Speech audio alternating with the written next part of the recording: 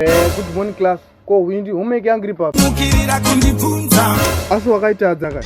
Unodiko kuona pandinenge ndagona. Augoni chero vanhu vese vanototi augoni. Vavengi, vanhu ava vavengi. Kana havazi vavengi. Kurungai. Hey, kukurunga chifunzaniwo. Andidwa nokutenga muklasi mangu. Buda muno. Kukwanewo. Chindipa mari yangu yeschool fees.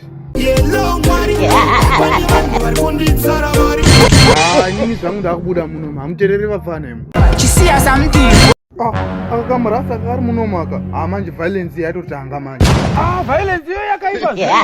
Newe kuti wesidzorore nemhanza uri muno mukutiwo. Utaure kwawakwelewe, waziwa? Sorry. Ingaona wanga uchiti unoda kuenda kugwiza. Ndambotara zvauti kugwizini. Ndani wanga uchiti unoda kundoredza hove.